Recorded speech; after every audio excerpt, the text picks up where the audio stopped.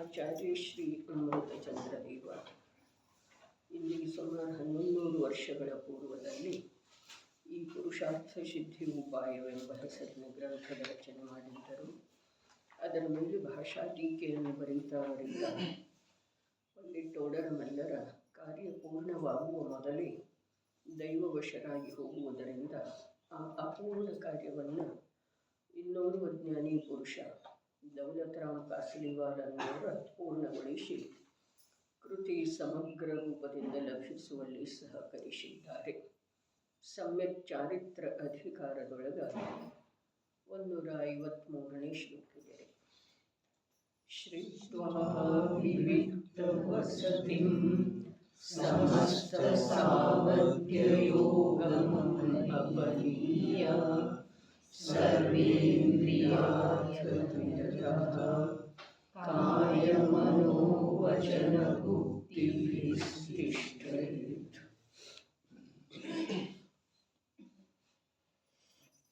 ಭಾವ ಟೀಕೆಯೊಳಗಿನ ಒಂದು ಲೈನ್ ಉಳಿದಿದೆ.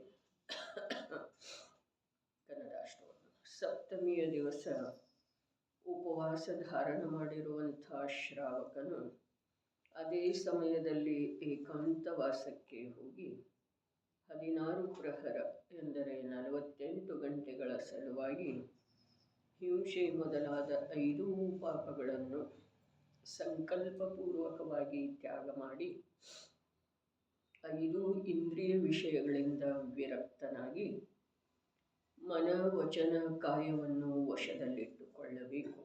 ಎಂದರೆ 3 ಗುಪ್ತಿಯ ಪಾಲನೆ ಮಾಡಬೇಕು.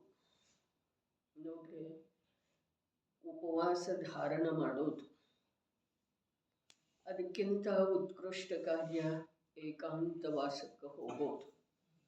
ಅದಕ್ಕಿಂತ ಉತ್ಕೃಷ್ಟ ಕಾರ್ಯ 5 ಪಾಪ. ಉತ್ಕೃಷ್ಟ ಅಂತಂದ್ರೆ ಕಷ್ಟದ ಕಾರ್ಯ ರೀ. ಸಾಧನಾದೊಳಗ ನಿಜವಾಗಿ ಕಷ್ಟದ ಕಾರ್ಯ. ಅದಕ್ಕಿಂತ ಏನು ಹೇಳ್ತೋ ಮೊದಲು ಉಪವಾಸದ ಧಾರಣ ಮಾಡೋದು. ಉಪವಾಸದ ಧಾರಣ ಮಾಡಿ ಮನೆಯಲ್ಲೇ ಇರೋದಲ್ಲ, ಹೊರಗೆ ಏಕಾಂತ ಸ್ಥಾನಕ್ಕೆ ಹೋಗೋದು. ಉಪವಾಸ ಮಾಡಿ ಮನೆಯಾಗಿರೋದಕ್ಕೆ ಮತ್ತು ಏಕಾಕಿ ಇರೋದಕ್ಕೆ ಏನು ಸಾಧನಾದೊಳಗೆ ವ್ಯತ್ಯಾಸ ಇದೆ ಅದನ್ನು ನಾವು ವಿಚಾರ ಮಾಡೋದು. ಆಮೇಲೆ ಏಕಾಂತ ಸ್ಥಾನಕ್ಕೆ ಬರೀ ಹೋಗೋದು ಅಲ್ಲ, ನಂತರ ಏನಿದೆ 5 ಪಾಪಗಳದ್ದು ಹಿಂಸೆ ಮೊದಲಾಗಿ 5 ಪಾಪಗಳದ್ದು ಸಂಕಲ್ಪಪೂರ್ವಕ ತ್ಯಾಗ ಮಾಡೋದು. ಪ್ರತಿಜ್ಞಾಪೂರ್ವಕ. ಸಂಕಲ್ಪ ಅರ್ಥಾತ್ ಪ್ರತಿಜ್ಞಾಪೂರ್ವಕ. ಪ್ರತಿಜ್ಞೆ ಅಂಗೀಕಾರ ಮಾಡಿದ ನಂತರ ಅದರಿಂದ ಚಲಿತಾಗುವ ಮಾತಿಲ್ರಿ. ಹಿಂಸೆ ಪ್ರತ್ಯಕ್ಷ ಹೇಳಿತಲ್ಲ, ಒಮ್ಮೆ ಉಪಯೋಗದ ಭೂಮಿಕೆಯೊಳಗೆ ತಂದುಕೊಳ್ಳೋದು. ಕಂಟಿರುವಿ ಇದೆ, ಚೇಳಿದೆ, ಅದು ಕಚ್ತಾ ಇದೆ. ಅವಾಗ ಏನು ಮಾಡ್ತಾರೆ? ತೆಗೆದ ಆ ಕಡೆ ಶೀತರು ಬಿಡಿಸ್ತಾರೇನ? ಇಲ್ಲ. ಯಾಕೆ ಅಂತಂದ್ರೆ ಅದಕ್ಕೆ ಬಾಧೆ ಆಗ್ತಿದೆ ರೀ. ಹೇಳ್ರಿ, ಏನ್ರ ಹೇಳಿ. ಪಿಂಚಿ ಯಾವುದರ ಸಲುವಾಗಿದೆ ರೀ? ಪಿಂಚಿ ಜೀವ ರಕ್ಷಣೆಯ ಸಲುವಾಗಿದೆ, ಶರೀರ ರಕ್ಷಣೆಯ ಸಲುವಾಗಿ. ಅನ್ಯ ಜೀವಕ್ಕೆ ಅದರ ಮಾರ್ಗದಿಂದ ಚ್ಯುತ ಮಾಡುವ ಸಲುವಾಗಿ ಇಲ್ಲ. ಅನ್ಯ ಜೀವದ ಮಾರ್ಗ ಅರ್ಥಾತ್ ಕ್ರಿಯೆ ಅರ್ಥಾತ್ ಪ್ರವೃತ್ತಿ ಏನಿದೆ ಅಲ್ಲ, ಆ ಪ್ರವೃತ್ತಿಯಿಂದ ಅದನ್ನು ಬಿಡಿಸುವ ಸಲುವಾಗಿ ಹಿಂಸೆ ಇಲ್ಲ. ಇದು ಪಿಂಚಿ ಇಲ್ಲ. ಪಿಂಚಿ ಯಾವುದರ ಸಲುವಾಗಿದೆ? ಯಾವುದೇ ಜೀವಕ್ಕೆ ತಮ್ಮದ ಆದಾನ ಪ್ರದಾನ, ಕೂಡುವ, ಆಸನ ಗ್ರಹಣ ಮಾಡುವ, ಮಲಗಿಕೊಳ್ಳುವ ಸ್ಥಾನದೊಳಗ ತಮ್ಮ ಈ ಶರೀರದ ಭಾರದಿಂದ ಯಾವುದೂ ಜೀವಕ್ಕೆ ಬಾಧೆ ಆಗಬಾರ್ದು. ಸೂಕ್ಷ್ಮ ಜೀವಕ್ಕೆ ಅಂಥೇಳಿ ಅವುಗಳನ್ನು ದೂರ ಸರಿಸುವ ಮಾತು ಇದೆ ರೀ. ಅಲ್ಲಿ ಅಹಿಂಸೆಯ ಭಾವ ಮುಖ್ಯ ಇದೆ ರೀ. ಇನ್ನು ಯಾವ ಜೀವ ಕೂತ ನಂತರ ಮೇಲೇರಿ ಬರ್ತಿದೆಯಲ್ಲ, ಆ ಜೀವವನ್ನು ಅಲ್ಲಿಂದ ದೂರ ಸರಿಸುವಂಥ, ಶರೀರದ ಮೇಲಿಂದ ದೂರ ಸರಿಸುವಂಥ ಮಾತು ಇರುವುದಿಲ್ಲರಿ. ಅದಕ್ಕೆ ಪಿಂಚಿ ಇರೋದನ್ನು ಇಲ್ಲ. ಅದಕ್ಕೆ ಪಿಂಚಿ ಇದ್ರೆ ಅದು ಅಹಿಂಸೆಯ ಸಾಧನ ಆಗಲಿಲ್ಲ. ಅದು ರಕ್ಷಣೆಯ ಸಾಧನ ಐತ್ರಿ. ತನ್ನನ್ನು ತಾನು ರಕ್ಷಿಸಿಕೊಳ್ಳುವುದರ ಸಾಧನ ಐತ್ರೆ. ಪ್ರತಿಜ್ಞಾಪೂರ್ವಕ ಪ್ರತಿಯೊಂದು ಪಾಪದ್ದು ವಿಚಾರ ಮಾಡೋದು, ತಮ್ಮಲ್ಲೇ ತಾವು ವಿಚಾರ ಮಾಡೋದು. ಬ್ರಹ್ಮಚರ್ಯದ ಕುರಿತು ಪ್ರತಿಜ್ಞೆ ಅಂಗೀಕಾರ ಮಾಡಿದ್ದಾರೆ. ಏನು ಘಟನೆ ಆಗಬಹುದು ಅಲ್ಲಿ? ಸುದರ್ಶನ ಶ್ರೇಷ್ಠಿಯ ಮಾತು ಹೇಳ್ತಲ್ಲ, ಅವ ಮುನಿಯಾಗಿರ್ಲಿಲ್ಲ ಅವಾಗ. ರುದ್ರಭೂಮಿಯೊಳಗೆ ತಪಸ್ಸು ಮಾಡ್ತಾ ಇದ್ದ, ದಾಶಿ ಎತ್ಕೊಂಡು ಬಂದಳಲ್ಲ ಅವನನ್ನ, ಆ ವೇಳೆದೊಳಗೆ ಮುನಿ ಆಗಿರಲಿಲ್ಲ. ಅರೆ ಆಗಮದೊಳಗ ಇದಕ್ಕೆ ಪೋಷಕವಾದಂಥ ಘಟನೆ ಪ್ರಾಪ್ತಿ ಇದ್ದಾವೆ ಮತ್ತು ನಮ್ಮ ಬುದ್ಧಿಯೊಳಗೂ ಕೂಡ ಬಂದು ಹೋಗಿದ್ದಾವೆ. ಹೀಗಿದ್ದ ನಂತರ ಇದರದ್ದು ವಿಚಾರ ಮಾಡೋದು ನಾವು ಸುಲಭ ಇದೆ. 5 ಪಾಪಗಳದ್ದು ತ್ಯಾಗ ಹೇಗೆ ಮಾಡ್ತಾನೆ? ಪ್ರತಿಜ್ಞಾಪೂರ್ವಕ. ಪ್ರತಿಜ್ಞಾಪೂರ್ವಕ ತ್ಯಾಗ ಮಾಡುವುದರ ಅರ್ಥ ಇಷ್ಟ ಇದೆ, ಆ ಪ್ರತಿಜ್ಞೆಗೆ ಭಂಗ ಬರುವ ಹಾಗೆ ಅವನು ವರ್ತಿಸುವುದಿಲ್ಲ ಅಷ್ಟು ಸಮಯದವರೆಗೆ. ಈಗ ಸಪ್ತಮಿಯ ದಿವಸ ಪ್ರತಿಜ್ಞಾ ಅಂಗೀಕಾರ ಮಾಡಿದ ಅಂತಂದ್ರೆ ಎಷ್ಟದು? 48 ಗಂಟೆ. ನವಮಿಯ ದಿವಸದವರೆಗೆ, ನವಮಿಯ ದಿವಸ 12 ಗಂಟೆಯವರೆಗೆ ಅಂಥೇಳಿ ಪ್ರತಿಜ್ಞಾ ಧಾರಣ ಮಾಡಿದ, ಮಧ್ಯಾಹ್ನದ ಸಮಯದವರೆಗೆ ಅಂಥೇಳಿ. ಅಷ್ಟು ಸಮಯದ ನಂತರ ಅವನು ಬೇಕಾದ್ರೆ ಆ ಪಾಪಗಳಲ್ಲೇ ಪ್ರವೃತ್ತಿ ಮಾಡಬಹುದ್ರೆ ಅಂಶಿಕ ರೂಪದಿಂದ. ಅದು ಅನೂರತ ಅಂತೂ ಐತಲ್ಲ, ಹಿಂಸಾದಿ ಪಾಪಗಳದ್ದ ಅಂಶಿಕ ರೂಪದ ತ್ಯಾಗ ಅಂತೂ ಇದೆ. ಆದರೆ ಇಲ್ಲೇನು ಮಾಡಿದನು? ಸಂಪೂರ್ಣ ತ್ಯಾಗ ಮಾಡಿದನ್ರಿ, ಮುನಿನಾಗಿದನ್ರಿ. ಇದರ ನಂತರ ಇದೆ 5 ಇಂದ್ರಿಯ ವಿಷಯಗಳಿಂದ ವಿರಕ್ತ. ಪಾಪದ ತ್ಯಾಗ ಮಾಡುವ ಮಾತು ಒಂದು ಕಡೆಗೆ ಇದೆ, ವಿಷಯಗಳಿಂದ ವಿರಕ್ತ ಆಗುವ ಮಾತು ಅದಕ್ಕಿಂತ ಮುಂದಿಂದ ಇದೆ ರೀ. ದೃಶ್ಯ ಕಾಣಿಸ್ತಿದೆ, ಶಬ್ದ ಕೇಳಿ ಬರ್ತಿದೆ, ಮಧುರವಾದಂಥ ಗಾಳಿ ಬರ್ತಿದೆ, ತಂಪಾದಂಥ ಗಾಳಿ ಬರ್ತಿದೆ, ಸುಗಂಧ ಬರ್ತಿದೆ ಕಾನನದೊಳಗ, ಮಲ್ಲಿಗೆ ಬಳ್ಳಿ ಇರ್ತಿದೆ ಸಮೀಪದಲ್ಲಿ, ಯಾವುದೋ ಅರೆ ಯಾವ ಹೂವು ಅದಕ್ಕೆ ಹೆಸರಿಲ್ದಿದ್ರನು ವೃಕ್ಷದ ಬಳ್ಳಿದ್ದ ಕೂಡ ಒಂದು ಸುಗಂಧ ಬರ್ತಿದೆ. ಅಂಥದ್ದು ಸುಗಂಧ ಬರಬಹುದು, ಸುಂದರವಾದಂಥ ದೃಶ್ಯ, ಆಕಾಶ ಸ್ವಚ್ಛ, ತಂಪಾದ ಗಾಳಿ. ಈ ಪ್ರಕಾರ ಇಂದ್ರಿಯ ವಿಷಯಗಳ ಅಲ್ಲಿ ತಾನಾಗೇ ಲಭಿಸಿದ್ರೂ ಕೂಡ ಅದರಲ್ಲಿ ಅವನದ ಅನುರಾಗ ಇರುವುದಿಲ್ಲ, ವಿರಕ್ತಿ ಇದೆ ರೀ. ಇದು ಕಠಿಣ ಇದೇನಿಲ್ಲ ಅದಕ್ಕಿಂತಲೂ. ಅದಂತೂ ಏನಿದೆ ಅಂತಂದ್ರೆ ಯಾವ 5 ಪಾಪಗಳದ್ದು ತ್ಯಾಗ ಮಾಡಿದಾನೆ ಆ ಪ್ರಸಂಗ ಬಂದ ನಂತರ ಆಗ್ಬೋದು. ಇದು ನೈಸರ್ಗಿಕವಾಗಿ ಬರ್ತಿದೆಯಲ್ಲ, ಆಗ್ತಿದೆ, ಇರ್ತಿದೆಯಲ್ಲ. ನೋಡ್ರಿ, ಮನೆಯಲ್ಲಿ ಇರುವುದಕ್ಕಿಂತ ಒಂದೊಂದು ಸಲ ಕಾನನದೊಳಗ ಅಥವಾ ಏಕಾಂತ ಸ್ಥಳದೊಳಗ ನಿಸರ್ಗದ ಅನುಕೂಲತೆ ಇರ್ತಿದೆ ಅಂಥೇಳಿ ನಾವು ಬೆಟ್ಟದ ಮೇಲೆ ಹತ್ತಿದ ನಂತರ ಕೆಳಗಿನ ದೃಶ್ಯವನ್ನು ನೋಡಿ, ಮೇಲಿನ ದೃಶ್ಯವನ್ನು ನೋಡಿ, ಆ ಕಡೆ ಈ ಕಡೆಯ ದೃಶ್ಯವನ್ನು ನೋಡಿ ಒಂಥರದ ಆನಂದ ಆಗ್ತಿದೆ. ಆದ್ರೆ ಅದಾವುದು ಅವನಿಗಾಗುವುದಿಲ್ಲ. ಪಂಚೇಂದ್ರಿಯ ವಿಷಯಗಳಿಂದ ವಿರಕ್ತಿಯ ಭಾವ, ವಿರಕ್ತಿ ಇದೆ.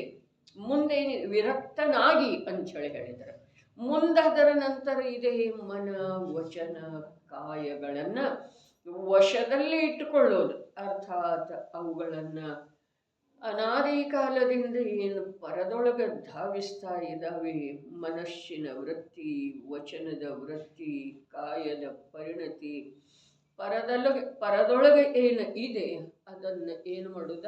ವಶದಲ್ಲಿ ಇಟ್ಕೊಳ್ಳೋದು. ಇದು ಅದಕ್ಕಿಂತಲೂ ಕಠಿಣ. ತಾವು ವಿಚಾರ ಮಾಡಿ ನೋಡೋದ. ಗುಪ್ತಿ ಸಮಿತಿ ಧರ್ಮಾನುಪ್ರೇಕ್ಷೆ ಪರಿಶಃ ಜಯ ಚರಿತಗಳೈದು. ಗುಪ್ತಿ, ಈ ಗುಪ್ತಿ ಇದೆಯಲ್ಲ, ಇದು ಮುನಿ ಜೀವನದೊಳಗನ ಇರುವಂಥದ್ದು ಇದೆ. ಅದೇ ಪ್ರಕಾರ ಪಂಚೇಂದ್ರಿಯ ವಿಷಯಗಳ ವಿರಕ್ತಿ, ಪಂಚ ಪಾಪಗಳದ ಪ್ರತಿಜ್ಞಾಪೂರ್ವಕ ತ್ಯಾಗ, ಇದು ಪ್ರತ್ಯಕ್ಷ ಮುನಿ ಜೀವನದೊಳಗನೆ ಇದೆ. ಅದನ್ನು ಗೃಹಸ್ಥ ಶ್ರಾವಕ ಮನೆಯಲ್ಲಿ ಇರುವಂಥವ ಮರ್ಯಾದಿತ ಸಮಯದವರೆಗೆ ತನ್ನ ಜೀವನದೊಳಗ ಅಭ್ಯಾಸ ಮಾಡ್ತಾ ಇದ್ದಾನೆ. ಯಾವುದನ್ನ? ಮುನಿ ಜೀವನವನ್ನು. ನೋಡ್ರಿ, ಜ್ಞಾನ ಇಲ್ಲ ಅಂತಂದ್ರೆ ಶ್ರದ್ಧೆಗೆ ಆಧಾರ ಯಾವುದೂ ಇಲ್ಲ. ಜ್ಞಾನ ಮತ್ತು ಶ್ರದ್ಧೆ ಇಲ್ಲ ಅಂತಂದ್ರೆ ಆಚರಣೆ ಏನು ಇದೆ ಆ ಆಚರಣೆಗಂತೂ ಯಾವುದೇ ಪ್ರಕಾರದ ಅರ್ಥ ಇಲ್ಲ. ಶಬ್ದದ ಪ್ರಯೋಗದ ಮೇಲೆ ಗಮನ ಇಡೋದು.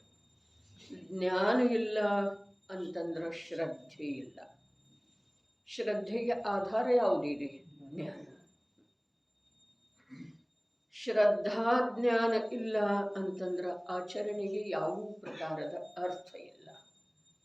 ಒಂದು ಮಾತು ಆದ್ರೆ ಶ್ರದ್ಧಾ ಜ್ಞಾನ ಇದ್ದ ನಂತರ ಆಚರಣೆ ತನ್ನ ಜೀವನದೊಳಗೆ ಬರಲಿಲ್ಲ ಅಂತಂದ್ರೆ ಈ ಜೀವಕ್ಕೆ ಮೋಕ್ಷ ಒಂದಿಷ್ಟು ದೂರ ಆಗ್ತಿದೆ.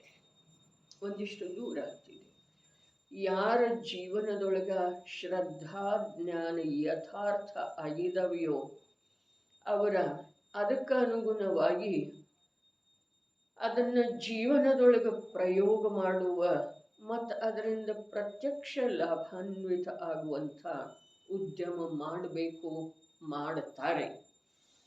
ಯಾವ ಕ್ಷಯೋಕ್ಷಮ ಜ್ಞಾನದೊಳಗೆ, ಇದಂತೂ ಆತ್ಮಜ್ಞಾನಿ ಪುರುಷನ ಮಾತಾಯಿತು, ಧರ್ಮಾತ್ಮ ಜೀವದ ಮಾತಾಯಿತು. ಎರಡು ಕಷಾಯ ಚೌಕಡಿ ಹೋಗಿರುವಂಥ ಜೀವದ ಮಾತಾಯಿತು.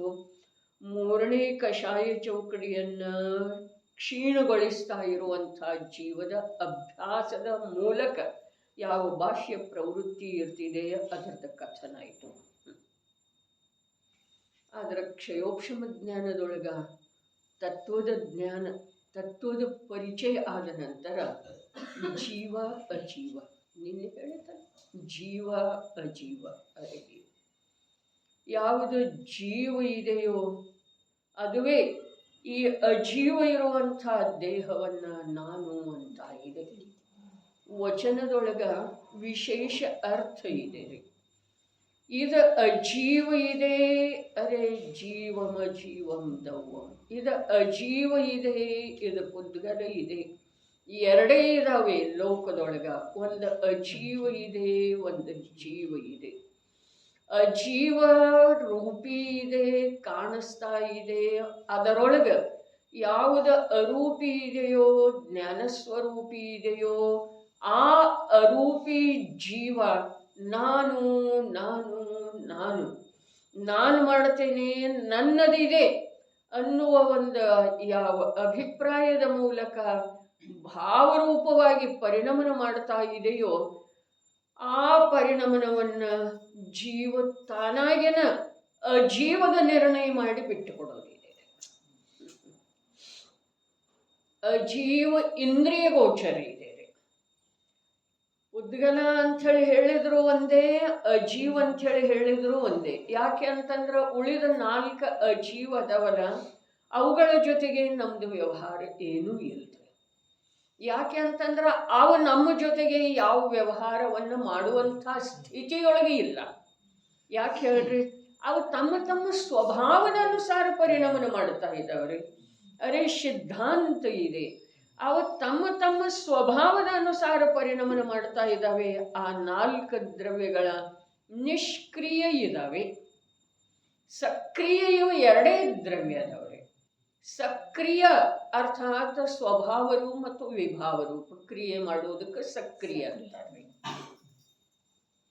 ಸ್ವಭಾವ ರೂಪದಿಂದ ಯಾವುದು ಪರಿಣಾಮನ ಮಾಡ್ತಾ ಇದೆಯೋ ಅದರ ಕ್ರಿಯೆಗೆ ಯಾವ ಪ್ರಕಾರದ ವಿಶೇಷತೆ ಇಲ್ಲದೆ ಇರುವ ಕಾರಣ ಆ 4 ದ್ರವ್ಯಗಳನ್ನು ನಿಷ್ಕ್ರಿಯ ಅಂದರೆ ಅವ ನಮಗೆ ಏನೂ ಮಾಡ್ತಾ ಇಲ್ಲ.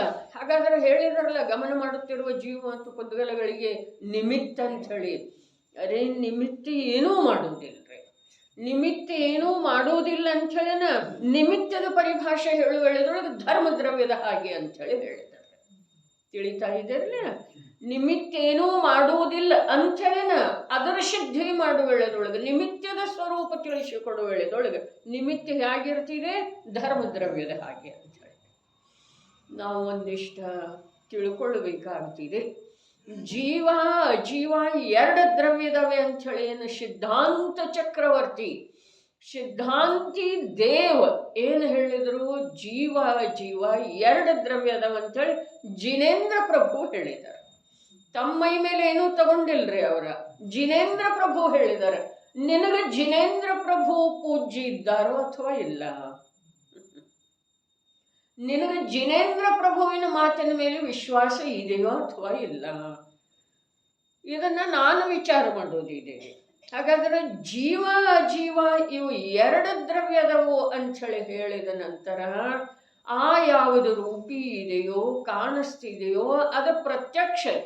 ಅರೆ ಅದರ ಹೆಸರು ಅಜೀವ ಇದೆ ಅನ್ನೋದು ಮಾತು ಇಲ್ಲ, ಅಜೀವ ಅನ್ನೋದು ವಸ್ತು ಇಲ್ರಿ. ಹಾಗಾದ್ರೆ ಏನಿದೆ?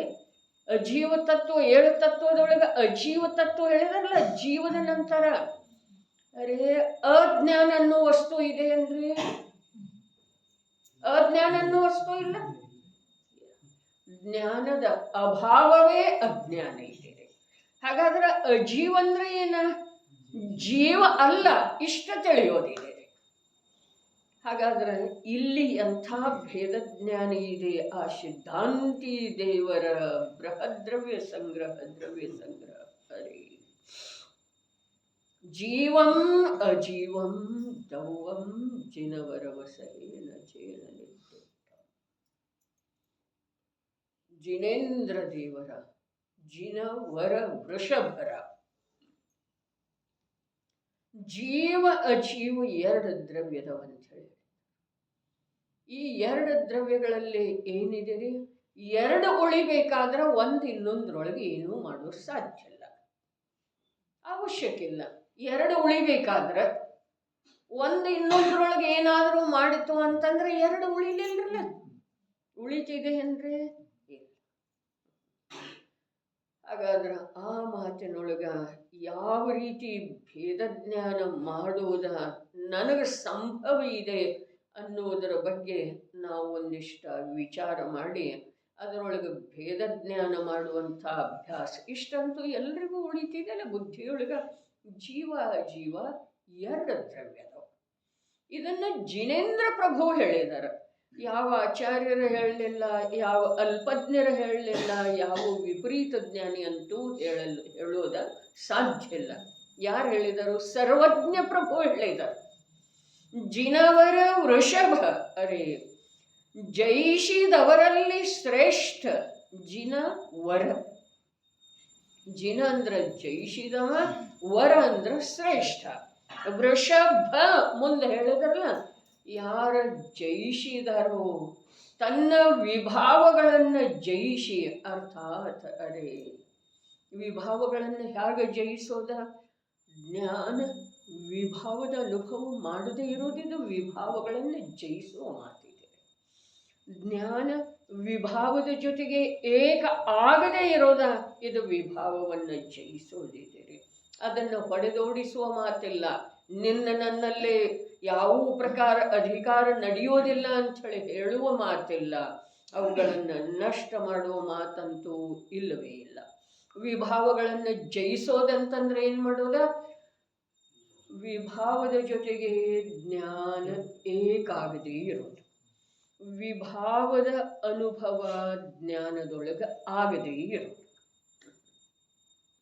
ಹೀಗೆ ಜಯಿಸಿದವರಲ್ಲಿ ಶ್ರೇಷ್ಠ. ಶ್ರೇಷ್ಠ ಯಾಕ ಅಂತಂದ್ರೆ ಅನುಭವ ವಿಭಾವದ ಮಾಡದೇ ಇರುವುದರಿಂದ ಆ ವಿಭಾವಗಳ ತಾನಾಗಿನ ಪರಾಜಿತ ಆಗಿ ಹೊರಟೋದು, ಅವರಲ್ಲಿ ಉತ್ಪನ್ನನ ಆಗಲಿಲ್ಲ. ಇದು ವಿಭಾವವನ್ನು ಜಯಿಸಿದ. ವೃಷಭ ಅಂತಂದ್ರೆ ಏನು? ಅದ ಧರ್ಮ ಇದೆ. ವೃಷ ಅಂದ್ರೆ ಧರ್ಮ, ಭ ಅಂದ್ರೆ ಶ್ರೇಷ್ಠ. ವೃಷ ಅರೆ ಅದ ಧರ್ಮ ಇದೆ, ಜೀವದ ಧರ್ಮ ಇದೆ. ಏನ? ವಿಭಾವದ ಜೊತೆಗೆ ಒಂದಾಗೋದಿಲ್ಲ, ವಿಭಾವದ ಅನುಭವ ಮಾಡೋದಿಲ್ಲ. ಇದು ಜೀವದ ಧರ್ಮ ಇದೆ ರೀ. ವೃಷ ಅಂದ್ರೆ ಧರ್ಮ ಅರೆ ವಿಭಾವದ ಅನುಭವ ಮಾಡೋದಿಲ್ಲ.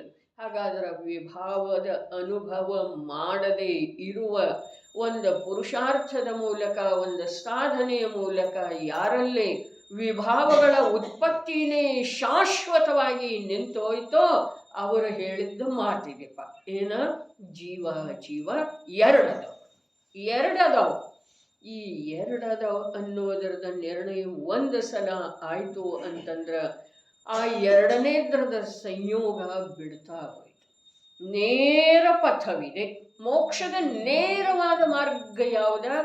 ಜೀವ ಮತ್ತು ಪುದ್ಗಲಗಳ ಭಿನ್ನತೆ, ಜೀವ ಮತ್ತು ಅಜೀವಗಳದ್ದು ಭಿನ್ನತೆ. ಪುದ್ಗಲ ಅಂದ್ರೆ ಅದರದೊಂದು ಹೆಸರ ಅಥವಾ ಅದೊಂದು ದ್ರವ್ಯ.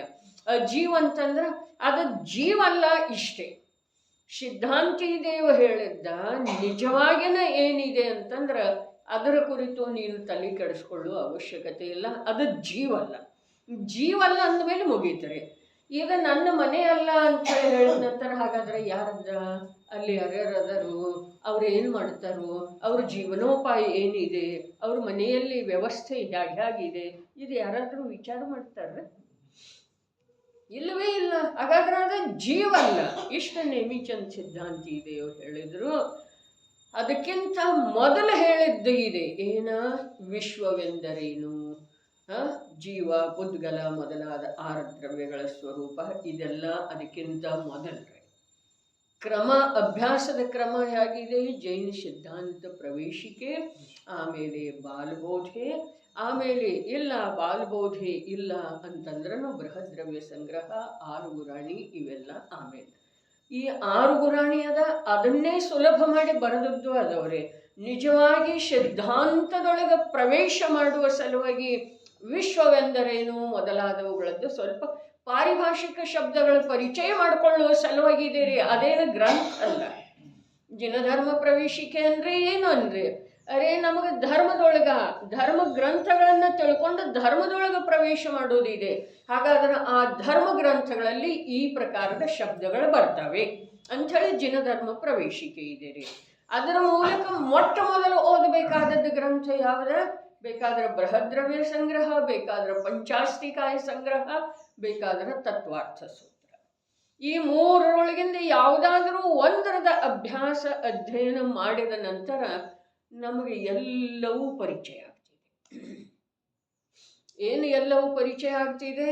ನಾನು ಯಾವುದರ ಜೊತೆಗೆ ಇದ್ದೇನೆ, ಅದು ನನಗೆ ಯಾವ ಪ್ರಕಾರದ ಹಾನಿ ಮಾಡ್ತಾ ಇದೆ, ಅಥವಾ ನಾನೇ ಅದರ ಕಡೆಗೆ ಲಕ್ಷ್ಯ ಹಾಕಿ ಹಾನಿ ಮಾಡಿಕೊಳ್ತಾ ಇದ್ದೇನೆ, ಆ ಹಾನಿಯ ರೂಪ ಏನೇನಿದೆ, ಆ ಹಾನಿಯ ರೂಪನ, ಆ ಹಾನಿಯ ಫಲನ ಚತುರ್ಗತಿ ಸಂಸಾರ ಇದೆಯಲ್ಲ. ಹಾಗಾದ್ರೆ ಆ ಹಾನಿಯಿಂದ ಬಿಡುಗಡೆ ಹೊಂದುವ ಸಲುವಾಗಿ ಏನಿದೆ ಅದು ಎಲ್ಲ ಹೇಳಿದ್ದ. ತತ್ವಾರ್ ಸೂತ್ರರೇ ಓದ್ರಿ, ದ್ರವ್ಯ ಸಂಗ್ರಹರೇ ಓದ್ರಿ, ಅಥವಾ ಪಂಚಾಸ್ತಿಕಾಯ ಸಂಗ್ರಹರೇ ಓದ್ರಿ. ಧೈರ್ಯದಿಂದ ಆದಿಯಿಂದ ಅಂತ್ಯದವರೆಗೆ ಓದಲಿಕ್ಕೆ ಬೇಕು. ಅದರ ವಿನಃ ನಾವು ಅಲ್ಲೊಂದಿಷ್ಟ ಇಲ್ಲೊಂದಿಷ್ಟ ಇದನ್ನೊಂದಿಷ್ಟ ಅದನ್ನೊಂದಿಷ್ಟ ಏನು ಓದ್ತೈತಿ, ಏನು ಕೇಳ್ತಾರೋ ಏನು ಹೇಳ್ತಾರೋ ಅದನ್ನು ಓದೋದ, ಯಾವುದು ಓದಬೇಕು ಅದನ್ನು ಓದೋದ, ಯಾವುದೋ ಪ್ರಾರಂಭ ಮಾಡೋದ, ಬಿಟ್ಟು ಕೊಡೋದ, ಮಧ್ಯದೊಳಗ, ಈ ಪ್ರಕಾರ ಇಲ್ಲ. ಆ 3ರೊಳಗಿಂದ ಒಂದು ಗ್ರಂಥ. ಬೃಹದ್ರವ್ಯ ಸಂಗ್ರಹ ಸುಲಭ ಇದೆ ಅಂದ್ರೆ ಅದನ್ನು ಓದ್ರಿ. ಮೋಕ್ಷಶಾಸ್ತ್ರ ಸುಲಭ ಇದೆ ಅಂತಂದ್ರೆ ಅದನ್ನು ಓದ್ರಿ. ಮೋಕ್ಷಶಾಸ್ತ್ರದ ಟೀಕಾ ಬೇಕಾದಷ್ಟು ಅದವ್ರೆ. ಪ್ರಥಮ ಟೀಕೆ ಸರ್ವಾರ್ಥ ಸಿದ್ಧಿ ಇದೆ ರೀ. ಅಷ್ಟು ದೊಡ್ಡದ? ಅರೆ ನೀ ಎಷ್ಟು ದೊಡ್ಡವಿದ್ದೀಯಪ್ಪ, ನೀ ಎಷ್ಟು ದೊಡ್ಡವಿದ್ದಿ, ನೀ ಅನಾದಿ ಅನಂತ ಇದ್ದಿ, ನಿನ್ನ ಗುಣಗಳೇ ಅಷ್ಟ, ಆಕಾಶದ ಅನಂತ ಗುಣಿತ. ವಿಚಾರ ಮಾಡ್ರಿ. ಹಾಗಾದ್ರೆ ಆ ನನ್ನ ಸ್ವರೂಪದ ಪರಿಚಯ ಆಗಬೇಕಾದ್ರೆ, ಆ ನನ್ನ ಸ್ವರೂಪದ ಪರಿಚಯದ ಸಲುವಾಗಿ ನಾನು ಸಮಯ ತೆಗೆಯೋದ, ಬುದ್ಧಿ ಖರ್ಚು ಮಾಡೋದ ಅವಶ್ಯಕ ಇದೆ ರೀ. ಜೀವ ಅಜೀವ 2 ದ್ರವ್ಯ ಇದಾವೆ, 2 ಇದಾವೆ. ಇದರ ನಿರ್ಣಯ ಆಯಿತು ಅಂತಂದ್ರೆ ಈ ಜೀವ ಆಶ್ರವದಿಂದ ಬಿಡುಗಡೆ ಹೊಂದುವ, ಬಂಧವನ್ನು ಕತ್ತರಿಸುವ, ಸಂವರ ರೂಪ ಆಗುವ, ನಿರ್ಜರೆ ಮಾಡುವ, ಮೋಕ್ಷಕ್ಕೆ ಪ್ರಾಪ್ತ ಆಗುವ ಉದ್ಯಮ ಮಾಡೋ ಸಾಧ್ಯ ಇದೆ ರೀ. ಇಲ್ಲ ಅಂತಂದ್ರೆ ಹೇಗೆ ಮಾಡೋ ಸಾಧ್ಯ ಇದೆ ಹೇಳ್ರಿ? 2 ತಿಳಿಯದ್ದನ, 2 ಒಂದಂಥೇಳಿ ತಿಳ್ಕೊಂಡು ಇವು ಎಷ್ಟು ಧರ್ಮ ಮಾಡಿದರನು ಏನೂ ಆಗುವುದಿಲ್ಲ. ದಾನ ಕೊಡಲಿ, ಸ್ವಾಧ್ಯಾಯ ಮಾಡಲಿ, ವ್ರತ ಮಾಡಲಿ, ಉಪವಾಸ ಮಾಡಲಿ, ದೀಕ್ಷಾ ತಗೊಳ್ಳಿ, ಸಲ್ಲೇಖನ ತಗೊಳ್ಳಿ. ಸಲ್ಲೇಖನ ಯಾವುದರ ಮೂಲಕ ತಗೊಳ್ತಾನೋ? ದೇಹದ ಮೂಲಕನ ತಗೊಳ್ತಾನ್ರಿ. ದೇಹದ ಮೂಲಕ ಸಲ್ಲೇಖನ ತಗೊಳ್ತಾನೆ, ದೇಹದ ಮೂಲಕ ತ್ಯಾಗ ಮಾಡ್ತಾನೆ, ವಸ್ತ್ರದ ತ್ಯಾಗ ಮಾಡ್ತಾನೆ. ವಿಚಾರ ಮಾಡ್ರಿ. ಆತ್ಮನ ಜ್ಞಾನಪೂರ್ವಕ ಸಲ್ಲೇಖನ ಆಗಲಿ, ವ್ರತ ಆಗಲಿ, ದೀಕ್ಷೆ ಆಗಲಿ ತಗೊಂಡ ಅಂತಂದ್ರೆ ಅವನಿಗೆ ಮತ್ತೊಮ್ಮೆ ಅದನ್ನು ಪುನರುಕ್ತಿ ಮಾಡಬೇಕಾದಂಥ ಪ್ರಸಂಗ ಬರುವುದಿಲ್ರಿ. ಇಲ್ಲೇನು ಹೇಳ್ತಾ ಇದ್ದಾರು ನೋಡ್ರಿ. ಇವು ಒಂದಕ್ಕಿಂತ ಒಂದೇನದವ್ರಿ, ಸಾಧನೆಯೊಳಗೆ ಮುಂದಿನ ಹೆಜ್ಜೆ ಅದಾವ್ರಿ. ತಿಳಿತಂದ್ರೆ ಉಪವಾಸ ಮಾಡಿ ಮನೆಯಾಗಿರೋದು, ಉಪವಾಸ ಮಾಡಿದ ನಂತರ ಉಪವಾಸದ 48 ಗಂಟೆ ಏಕಾಂತ ಸ್ಥಾನದೊಳಗಿರೋದು, ಏಕಾಂತ ಸ್ಥಾನದೊಳಗಿರೋದು. ಮನೆಗೆದ್ದ ನಂತರ ಅದನ್ನ ನೋಡ್ತಾನೋ, ಬೇರೆದವ್ರಿಗೆ ಊಟಕ್ಕೆ ಹಾಕ್ತಾನೋ, ಅಡಿಗೆ ಮಾಡ್ತಾನೋ, ಇವೆಲ್ಲ ಏನದಿರಿ ಜೀವ ಅದರ ಜೊತೆಗೇನೆ ಇದ್ದಂಗ್ರಿ. ನೋಡ್ರಿ, ಅಪ್ಪಾಜಿ ಒಂದು ಘಟನೆ ಹೇಳಿದ್ರಲ್ಲ, ಲಾಲ್ ಬಹದ್ದೂರ್ ಶಾಸ್ತ್ರಿ ಎಲ್ಲಿ ವಿದೇಶಕ್ಕೆ ಕಾನ್ಫರೆನ್ಸ್ಗೆ ಹೋದ್ರಲ್ಲ, ಆ ವೇಳೆದೊಳಗ ಅಲ್ಲೆಲ್ಲ ಮಾಂಸಾಹಾರವೇ. ಇವರ ಮಾಂಸ ಭಕ್ಷಣೆ ಮಾಡೋದಿಲ್ಲ ಅಂಥೇಳಿ ಇವರಿಗೆ ಹಣ್ಣು ಇಟ್ಟಿದ್ರಿ. ಇವರ ಪ್ಲೇಟ್ ಒಳಗ ಹಣ್ಣು ಇಟ್ಟಿದ್ರು. ಆದ್ರೆ ಆ ಮಾಂಸಾಹಾರಿಗಳ ಜೊತೆಗೆ ಅವರ ಹಣ್ಣು ತಿನ್ಲಿಲ್ರಿ. ಏನು ಮಾಡಿದ್ರು, ಆ ಭೋಜನ ಕೂಟಕ್ಕೆ ಅವಮಾನ ಆಗಬಾರ್ದು ಅಂಥೇಳಿ ಒಂದು ಹಣ್ಣು ತಗೊಂಡ ವಾಸನೆ ನೋಡಿ ಇಟ್ಬಿಟ್ರು. ವಿಚಾರ ಮಾಡೋದ ಧರ್ಮ ಎಲ್ಲಿದೆ? ಮನೆಯಲ್ಲಿ ಉಪವಾಸ ಮಾಡಿ ಮನೆಯಾಗಿರೋವನಿಗೆ, ಮನೆ ಕೆಲಸ ಮಾಡೋವನಿಗೆ ಅವೆಲ್ಲ ಸಾಮಗ್ರಿಗಳು ಕಾಣಿಸ್ತವೆ, ಪಾತ್ರೆ ಪಗಡೆ ಕಾಣಿಸ್ತವೆ, ಹಾಲಿದೆ, ಎತ್ತಿಡು, ಹೆಪ್ಪಾಕು, ಏನೂ ಆಗೋದಿಲ್ಲ ಮರಿ ನಮ್ಮ ಕಡೆಯಿಂದ. ಅರೇ ಇಲ್ಲನರಿ, ಶಂಕಾದ ಪ್ರಶ್ನೆಯಲ್ಲಿ ಬರ್ತಿದೆ ಅನ್ನ ಇಲ್ಲನರಿ. ಅಷ್ಟೊಂದು ನಿಶ್ಚಯ, ಅರ್ಥಾತ್ ನಿಶ್ಚಯದ ವಿಷಯ, ನಿಶ್ಚಯನಯದ ವಿಷಯನಾದಂಥ ಆಳದೊಳಗಿರುವಂಥ ಚಮತ್ಕಾರಿ ತತ್ವ, ಅಂತಃ ತತ್ವದ ಅನುಭೂತಿ ಪರಿಚಯ ಇಲ್ಲದ್ದ, ಅವನಲ್ಲೇ ಸ್ಥಿರತೆಯ ಅಭ್ಯಾಸ ಇಲ್ಲದ್ದ ಇವು ಯಾವೂ ಯಥಾರ್ಥ ಆಗೋದಿಲ್ಲ. ಆದರೆ ಅದರ ಕಡೆಗೆ ಹೋಗುವ ಸಲುವಾಗಿ ಒಂದೇನೋ ಸಂಯಮಿತ ಪ್ರವೃತ್ತಿ ಅಂಥೇಳಿ ಮಾಡೋದಿದೆ, ಮಾನವೀಯ ಜೀವನ ಅಂಥೇಳಿ ಮಾಡೋದಿದೆ, ಧರ್ಮದ ಮಹಿಮೆ ತಂದುಕೊಳ್ಳುವ ಸಲುವಾಗಿ ಮಾಡೋದಿದೆ. ಅದನ್ನು ಧರ್ಮ ಅಂಥೇಳಿ ತಿಳಿದ್ರೆ ಮುಗಿದು ಹೋಯ್ತು ಕಥೆ. ಅದು ಧರ್ಮ ಅಲ್ಲವೇ ಅಲ್ಲ. ಧರ್ಮ ಇನ್ನೂ ಬಹಳ ದೂರ ಇದೆ ರೀ. ನಾವೇನು ಮಾಡ್ತಾ ಇದ್ದೇವಲ್ಲ, ದೇವದರ್ಶನ, ಶಾಸ್ತ್ರ ಸ್ವಾಧ್ಯಾಯ, ಜಪ, ತಪ, ಸ್ತುತಿ, ಉಪವಾಸ, ಏನು ಭಕ್ಷಾಭಕ್ಷ್ಯದ ವಿವೇಚನೆ, ಯೋಗ್ಯಾಯೋಗ್ಯದ ಪರಿಜ್ಞಾನ, ಇವೆಲ್ಲ ಏನದವ್ರಿ, ಇವೆಲ್ಲ ಎಂದೋ ಪ್ರಾಪ್ತವಾಗುವಂಥ ಧರ್ಮದ ಇಂದಿನ ತಯಾರಿ ಅದವ್ರಿ. ಎಂದೋ ಪ್ರಾಪ್ತ ಆಗೋದು ಇದೆ. ಅದು ಎಂದ 4 ಭವ ಆಗ್ಬಹುದು, 10 ಭವ ಆಗಬಹುದು ರೀ. ಆದ್ರೆ ಎಂದ ಅದರದ ತಯಾರಿ ಇದೆ. ಅದು ನೀವು ಆಹಾರ ಬಿಟ್ಟು ಕೂಡಲೇ ಅಥವಾ ಕಂದುಮೂಲು ಬಿಟ್ಟು ಕೂಡಲೇ ಧರ್ಮ ಹಾಗೆ ಬಿಡ್ತಿದೆ, ಹೀಗೆ ಸ್ವರೂಪ ಇಲ್ಲ. ಎಷ್ಟೋ ಜೀವರುಗಳ ಜೀವನದೊಳಗ ರಾತ್ರಿ ಭೋಜನ ಇಲ್ಲವೇ ಇಲ್ರಿ, ಇಲ್ಲವೇ ಇಲ್ಲ, ನೈಸರ್ಗಿಕವಾಗಿಯೇ ಇಲ್ಲ. ಆ ಸಾಮಾನ್ಯ ಶ್ರವಕಾಚಾರದೊಳಗೆ ಬರ್ತಿದೆಯಲ್ಲ, ಯಾವ ನಿಶಾಚರಿ ಅದವು ಅವೇ ರಾತ್ರಿ ಭೋಜನ ಮಾಡ್ತಾವ್ರಿ. ದಿನಚರಿ ಪ್ರಾಣಿಗಳ, ತಿರಿಯಂಚಗಳ ಕಾನನದೊಳಗಿನೋ ಅವು ರಾತ್ರಿ ಭೋಜನ ಮಾಡೋದನ್ನೇ ಇಲ್ರಿ. ಇವು ಹಸು ಮೊದಲಾದವು ಮಾಡೋದನ್ನೇ ಇಲ್ರಿ. ಅವು ಮನುಷ್ಯನ ಸಂಯೋಗದೊಳಗೆ ಬಂದ, ಅವು ಮನುಷ್ಯ ಹಾಕುವುದರಿಂದ ಅವು ತಿನ್ಲಿಕ್ಕೆ ಕಲ್ಕೊಂಡಿಲ್ಲವ್ರಿ.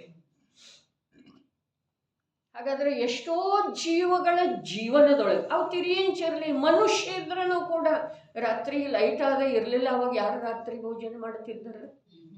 ಹಾಗಾದ್ರೆ ಈ ವಿನಾಶಕಾರಿ ವಿಜ್ಞಾನ ಏನು ಮಾಡಿದ್ರೆ ಪಾಪ ಮಾಡೋದನ್ನು ಕಲಿಸಿಕೊಟ್ಟಿದ್ರಿ. ಮೂಲ ಜೀವನ ಏನಿತ್ತು ಪದ್ಧತಿ, ಧರ್ಮಮಯ ಅಥವಾ ಮಾನವೀಯ ಜೀವನ, ನಾಳೆ ಧರ್ಮಕ್ಕೆ ಅನುಕೂಲ ಆಗುವಂಥ ಜೀವನ ಏನು ಇತ್ತು ಅದನ್ನೆಲ್ಲ ಭ್ರಷ್ಟ ಮಾಡಿಬಿಟ್ಟಿದ್ರು. ಎಷ್ಟೋ ಜೀವಗಳ ರಾತ್ರಿ ಭೋಜನ ಮಾಡೋದನ್ನೇ ಇಲ್ಲ, ಎಷ್ಟೋ ಜೀವಗಳಿಗೆ ಕಂದ ಮೂಲದ ಪರಿಚಯನೇ ಇಲ್ಲ. ಹಾಗಾದ್ರೆ ಅವರಿಗೆ ಧರ್ಮ ಇದ್ರೆ ಆಯ್ತಂತ ಹೇಳಿ ಸಮ್ಯ ಶಿಖರ್ಜಿ ಹೋಗುವುದರಿಂದ ಏನಾಗ್ತದೆ? ಅಲ್ಲಿ ಸಮ್ಯ ಶಿಖರ್ಜಿ ಒಳಗನ ಹುಟ್ಟಿದ ಜೀವಗಳದಾವೇನೆ, ಕ್ರಿಮಿ ಅದಲ್ಲ, ಮನುಷ್ಯ ಅದಲ್ಲ. ಅವ್ರಿಗೆ ಸಮ್ಮೇದಗಿರಿಯ ಮಹಿಮಾ ಎಷ್ಟಿದೆ ರೀ, ಬೇಕಾದ್ರೆ ಮುಖದಿಂದ ಹೇಳ್ಬಹುದು.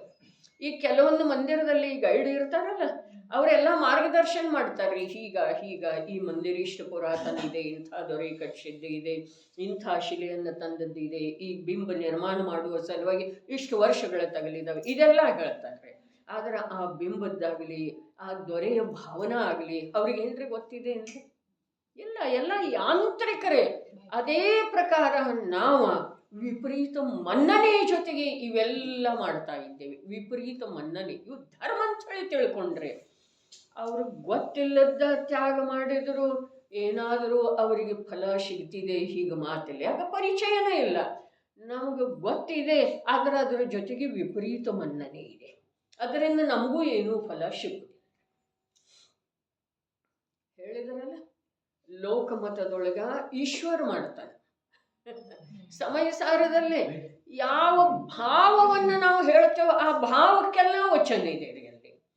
ಈಶ್ವರ ಮಾಡ್ತಾನೆ ಲೋಕಮತದಲ್ಲಿ. ಜೀವರುಗಳಿಗೆ ಸುಖ ದುಃಖ ಗತಿ ದುರ್ಗತಿ ಇದೆಲ್ಲ ಈಶ್ವರ ಮಾಡ್ತಾನೆ.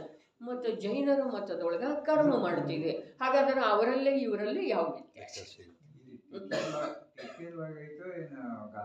ಗಾಥಾದೊಳಗೈತ್ರಿ, ಗಾಥಾದೊಳಗಿದೆ. ಯಾಕಂದ್ರೆ ಕುಂದ ಆಚಾರ ಇದ್ದಾಗ ಆ ತರದ ಈಶ್ವರದ ಪ್ರಸ್ತಿ ಇರಾಕಿಲ್ಲ. ಇರೋದೇ ಪ್ರಸ್ಥ ಅಂದ್ರೆ ಇಷ್ಟು ಸಮಾಜದಲ್ಲಿ ಅಂದ್ರೆ ಎಲ್ಲಾರಿಗೂ ಗೊತ್ತಿದ್ದ ಹಂಗ ಇರಾಕಿಲ್ಲ.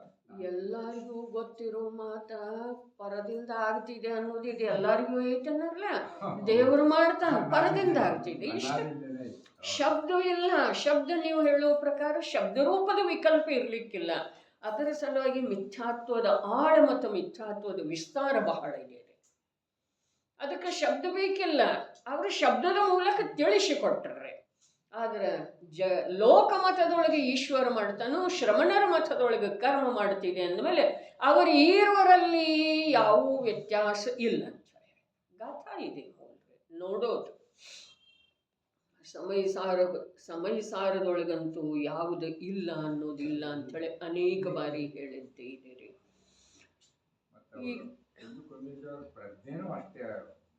ಅಂಥೇಳಿನ ನೋಡ್ರಿ, ಯಾರನ್ನೂ ಹೇಳಲಿಲ್ಲ.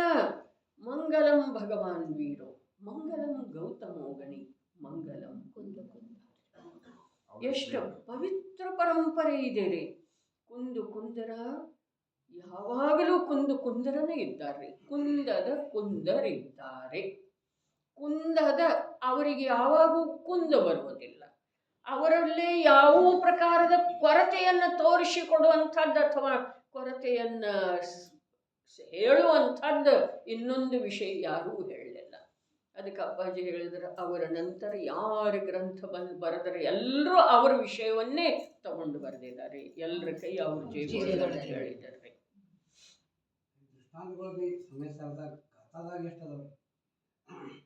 ಲೋಕದಲ್ಲಿ ನಾವು ತೊಡಗು ಮಾಡ್ತಾನೋ ಅವನು ಬಿಂದಾಸ್ತ ತಿರುಗಾಡಂಗಿಲ್ಲ. ಅವನಿಗೆ ಭಯ ಇರ್ತಿದೆ. ತೊಡಗು ಮಾಡಂಗಿಲ್ಲ, ಅಪರಾಧಿ ಯಾವ ಅಪರಾಧ ಮಾಡಿಲ್ಲ ಅವನಿಗೆ ನಾನು ಬಂಧಿತ ಆಗಬಹುದು ಅನ್ನೋ ಭಯ ಇಲ್ಲ ನೋಡ್ರಿ. ಅದಕ್ಕೆ ಜನಶಾಸನದ ಸಲುವಾಗಿ ಸಮರ್ಪಿತ ಬುದ್ಧಿ ಇತ್ತು ಅಂತಂದ್ರೆ ಜನಶಾಸನದೊಳಗೆ ನಮ್ಗೆ ಏನು ಬೇಕು ಅದೆಲ್ಲ ಸಿಗ್ತಿದೆ ರೀ, ಎಲ್ಲ ಸಿಗ್ತಿದೆ. ಎಲ್ಲಿ ಏನು ಇಲ್ಲ ಅಲ್ಲಿ ನಾವು ಅಲಿತಾ ಇದ್ದೇವೆ, ಭ್ರಮಣ ಮಾಡ್ತಾ ಇದ್ದೇವೆ, ಹುಡುಕ್ತಾ ಇದ್ದೇವೆ, ಕೆದರ್ತಾ ಇದ್ದೇವೆ. ಕೆದರಿ ನೋಡಿದೆವು, ಹತ್ತಿ ನೋಡಿದೆವು, ಏನೇನೋ ಮಾಡಿ ನೋಡಿದೆವು. ಅದಕ್ಕೆ ನೀನು ಹೇಳ್ತಲ್ಲ, ಈ ಜೀವ ಏನು ತನಗೆ ಬೇಕಾಗಿದೆ ಅದನ್ನು ಹುಡುಕುವ ಸಲುವಾಗಿ ಈ ಲೋಕಾಕಾಶದ ಪ್ರದೇಶವನ್ನೆಲ್ಲ ತಿರುವು ಹಾಕಿ ನೋಡಿದ. ಆದರೆ ಇವನಿಗೆ ಬೇಕಾದಂಥ ವಸ್ತು ಎಲ್ಲೂ ಇಲ್ಲ. ಆದರೆ ಎಲ್ಲೂ ಇಲ್ಲ, ಅದು ನನ್ನಲ್ಲೇ ಇದೆ ಅನ್ನೋದನ್ನು ತಿಳ್ಕೊಳ್ಳುವಂಥ ಪ್ರಜ್ಞಾಸ್ಥಿತಿ ಈ ಭವದೊಳಗೆ ನಮಗೆ ಸಿಕ್ಕಂತಿದೆ. ಅಲ್ಲಿ ನಾವು ವಿಶ್ವಾಸ ಮಾಡಬೇಕು. ಇಲ್ಲ ಅಂತಂದ್ರೆ ಮತ್ತೆ ಹುಡುಕ್ತಾ ಹೋಗೋದನ್ನ ಅರೆ ಸ್ವರ್ಗದೊಳಗಿಲ್ಲ. ಮಾಡಿ ತಿಂದೆವು, ಏನು ಮಾಡಿದೆವು, ಮನೆ ಕಟ್ಕೊಂಡೆವು, ವಾಹನ ತಗೊಂಡೆವು, ಬಟ್ಟೆ ಪೋಷಾಕ ಎಲ್ಲ ಬದಲಿ ಮಾಡಿದೆವು. ಸೀರೆ ಉಡೋದು ಬಿಟ್ಟು ಡ್ರೆಸ್ ಹಾಕೊಳ್ಳಕತ್ತರು, ಅದರೊಳಗೆ ಸುಖ ಇದೆ ರೀ?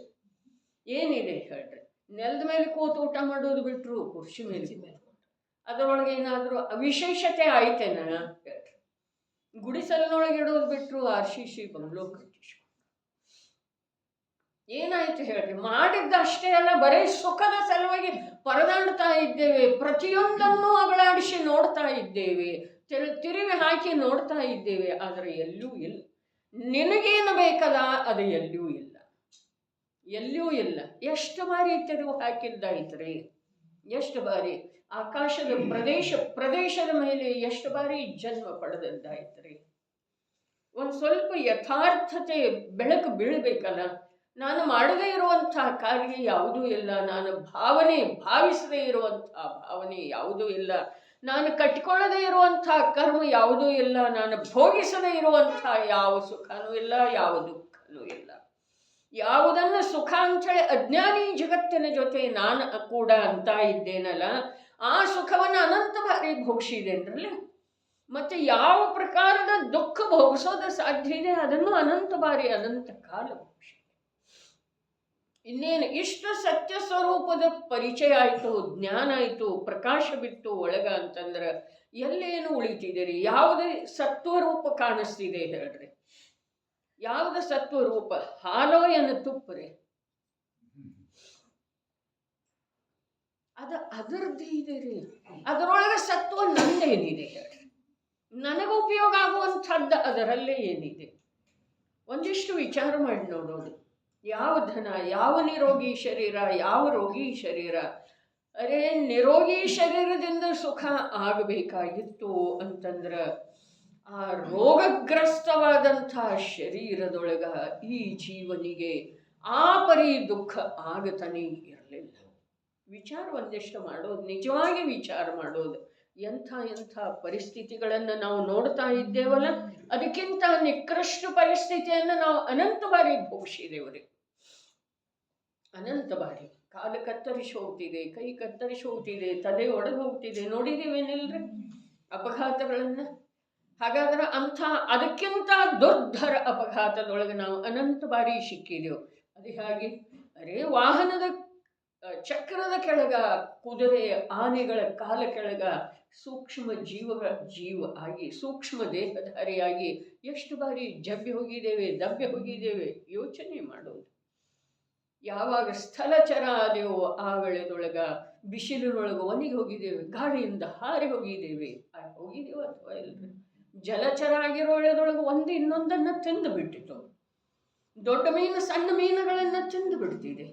ತಿಂತಿದೆ ಏನಿಲ್ರಿ? ಜಗತ್ತಿನೊಳಗೆ ಏನಿದೆ? ಒಂದನ್ನು ತಿಂದು ಒಂದು ಬದುಕ್ತಿದೆ, ಒಂದನ್ನು ತಿಂದು ಒಂದು ಬದುಕ್ತಿದೆ. ಆಕಾಶದೊಳಗೆ ಗುಂಡಿಟ್ಟು ಸಾಯಿಸಿದರು, ಜಾಲದಿಂದ ಹಿಡಿದರು, ಆಯ್ತು ಅಥವಾ ಇಲ್ರಿ? ಎಷ್ಟು ಪ್ರಕಾರದ ದುಃಖ. ಹಾಗಾದ್ರೆ ಆ ಎಲ್ಲ ದುಃಖದ ಸಮೂಹದ ಎದುರಿಗೆ ಈ ನನ್ನ ನಿರೋಗಿ ಶರೀರ, ಈ ಧನ, ಈ 5 ಇಂದ್ರಿಯದ ಮೂಲಕ ಯಾವ ಕ್ಷಣಿಕ ಆಭಾಸ ರೂಪದ ಸುಖ ಆಗ್ತಾ ಇದೆಯಲ್ಲ, ಅದು ಎಷ್ಟು ಕಾಲ ನಿಲ್ಲೋದ್ರೆ, ಅದರಿಂದ ಇವನಿಗೆ ತೃಪ್ತಿ ಎಷ್ಟಾಗೋದ್ರೆ ಎಷ್ಟಾಗೋದು ಸಾಧ್ಯ ಇದೆ? ಒಂದು ಸಲ ಯೋಚನೆ ಮಾಡೋದು. ಒಂದು ಸಲ ಅಂದ್ರೆ ಜೀವನದೊಳಗೆ ಒಂದು ಸಲ ಮಾಡೋನು ನಿಜವಾಗಿ ದಿನವೂ ಬರ್ಕಬೇಕ್ರಿ ಇಂಥದ್ದು ಯೋಚನೆ. ಯಾಕೆಂತಂದ್ರೆ ದಿನ ನಮ್ಮದು ಪ್ರವೃತ್ತಿ ಅದರ ಜೊತೆಗಿದೆಯಲ್ಲ, ಜಡದ ಜೊತೆಗೆ ದಿನಾಲೂ ಬರ್ಲಿಕ್ಕೆ ಬೇಕು. ಇಲ್ಲಿ ಸಾಧನಾ ಮಾಡುವಂಥ ಎಷ್ಟು ಧನ್ಯ ಜನ್ಮರೇ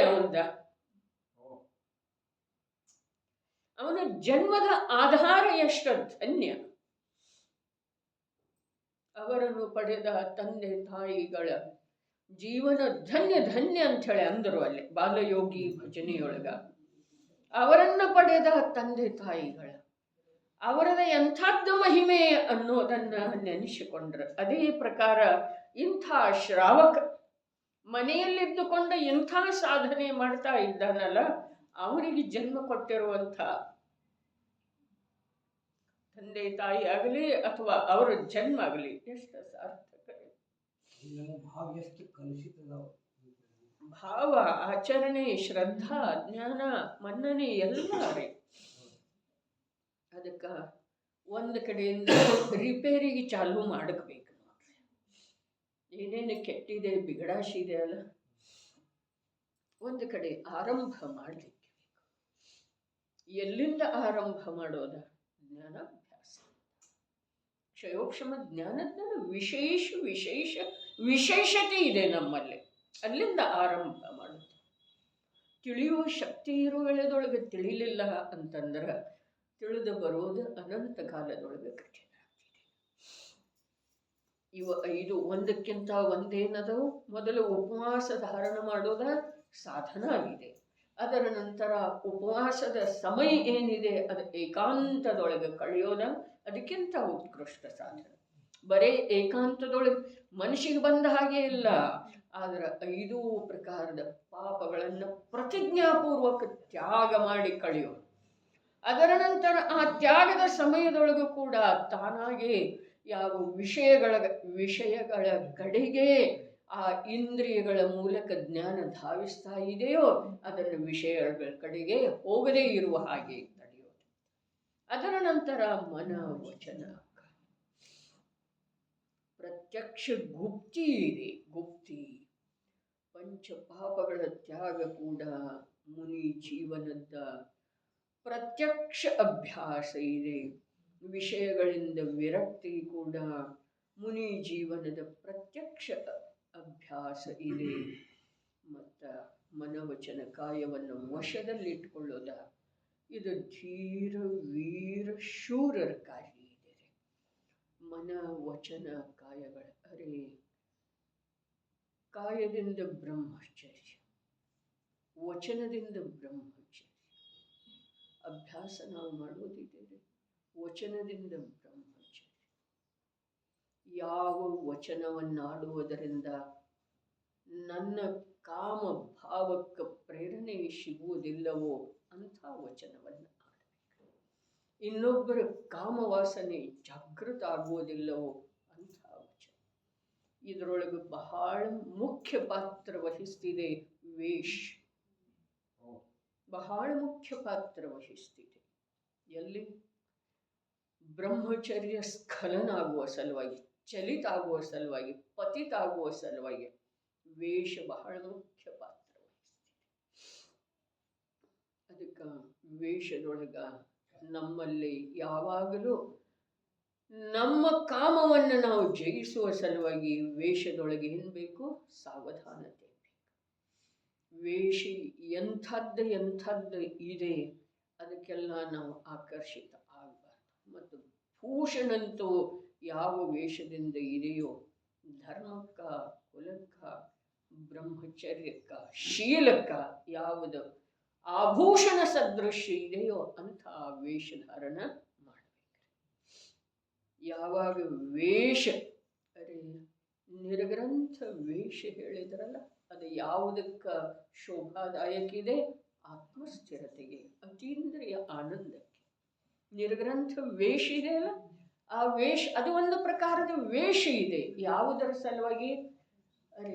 ಆತ್ಮಸ್ಥಿರತೆಯ ಸಲುವಾಗಿ. ಆ ಅತೀಂದ್ರಿಯ ಸ್ವಾಧೀನ ಆಂತರ್ಯದೊಳಗೆ ಇರುವಂಥ ಯಾವ ಸುಖ ನಿಧಿ ಇದೆಯೋ ಆ ಸುಖ ನಿಧಿಯೊಳಗೆ ಹೋಗಿ ಸುಖಿಸುವ ಸಲುವಾಗಿ ಇದೊಂದು ವೇಷ ಇದೆ. ಅದಕ್ಕೆ ಯಾವ್ಯಾವುದ್ರೊಳಗೆ ನೋಡ್ರಿ, ಭೋಜನದ ಎಷ್ಟು ಪಾತ್ರ ಇದೆಯೋ ವಿಚಾರದ ಅಯೋಗ್ಯತೆಯ ಸಲುವಾಗಿ, ವಿಚಾರಗಳ ಕೆಡುವ ಸಲುವಾಗಿ ಭೋಜನದ ಪಾತ್ರ ಎಷ್ಟಿದೆ ರೀ? ಸಂಪೂರ್ಣ ಇದೆ ರೀ. ವಿಚಾರ ಕೆಡುವ ಸಲುವಾಗಿ, ಅದರ ಸಲುವಾಗಿನ ಯೋಗ್ಯ ಆಹಾರ ವಿಹಾರ ಎಲ್ಲ ಹೇಳಿದ್ದಾರೆ. ಈಗ ಮಾತು ಹೀಗಾದದ್ದು ಇದೆ. ಎದ್ದು ಬಿದ್ದು ಯಾರೋ ಅಪಾರ್ಥ ಮಾಡಬಾರ್ದು. ನನ್ನ ಭಾವನೆ ಇಲ್ಲಿ ವ್ಯಕ್ತ ಮಾಡ್ತಾ ಇದ್ದೇನೆ ಶಬ್ದದ ಮೂಲಕ, ಆ ಶಬ್ದದ ಅನ್ಯಥಾ ಅರ್ಥ ಮಾಡಬಾರ್ದು. ಆ ಮಂದಿರ ದರ್ಶನಕ್ಕೆ ಹೋಗ್ತೀವಿ, ಈ ಮಂದಿರ ದರ್ಶನಕ್ಕೆ ಹೋಗ್ತೀವಿ. ಇದರಲ್ಲಿ ಎಷ್ಟು ಪುಣ್ಯಕ್ಕೆ ಅವಕಾಶ ಇದೆ ಮತ್ತು ಎಷ್ಟು ಪಾಪದ ಅಧಿಕಾರ ಇದೆ ಒಂದು ಸ್ವಲ್ಪ ನೋಡ್ಕೊಳ್ಳಿ. ಪುಣ್ಯಕ್ಕೆ ಅವಕಾಶ ಎಷ್ಟಿದೆ ನಮ್ಮ ಜೀವನದೊಳಗೆ ನೋಡ್ಕೊಳ್ಳೋದ್ರೆ, ಪಾಪದ ಅಧಿಕಾರ ಸಾಮ್ರಾಜ್ಯ ಎಷ್ಟಿದೆ.